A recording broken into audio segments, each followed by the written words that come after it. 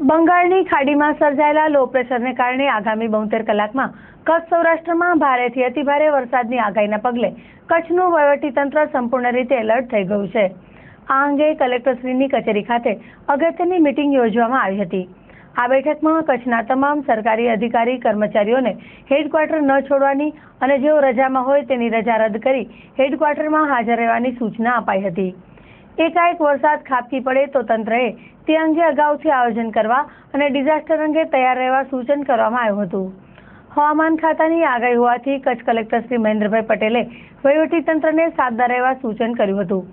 Collector કચેરી ખાતે આવેલ કંટ્રોલ રૂમ સહિત કચ્છભરમાં આવેલ તમામ કંટ્રોલ રૂમને 24 કલાક સતત કાર્યરત રાખી તંત્ર હવામાનની ગતિવિધિઓ પર નજર રાખવા સૂચન કર્યું છે। ડિઝાસ્ટર મેનેજમેન્ટને પણ સજ્જ રહેવા તાકીદ કરવામાં આવી હતી। ઉલ્લેખનીય છે કે અષાઢ મહિનામાં પણ કચ્છમાં અતિવૃષ્ટિ જેવો વરસાદ ખાબકતા જનજીવન અસ્તવ્યસ્ત બન્યું હતું। કલેક્ટર શ્રી મહેન્દ્ર પટેલે ચંચળ ન્યૂઝ સાથે વાત કરતા વધુ માહિતી આપી હતી। આપણને 19, 20 ને 21ની આગાહી મળી છે। એમાં ખાસ કરીને 20 તારીખે કચ્છમાં વરસાદ આવવાની શક્યતા છે। દક્ષિણ ગુજરાત, મધ્ય ગુજરાત, ઉત્તર ગુજરાત જેમ વરસાદ આવ્યો એમાં કચ્છમાં પણ આવતીકાલે વરસાદની સંભાવનાઓ છે।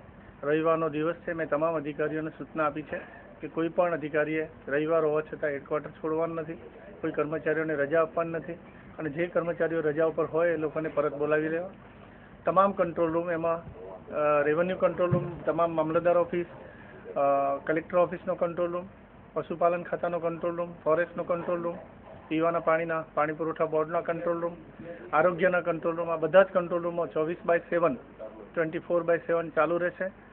બધા ખડે પગે હાજર રહેશે અને નીચાણવાળા વિસ્તારો જેટલા છે જ્યાં આપણી પાસે ડેમ, ચેકડેમ, મધ્યમ સિંચાઈ યોજના અને તળાવો જે મોટા છે એ બધા લગભગ ગયા વરસાદમાં ભરાઈ ગયેલા છે।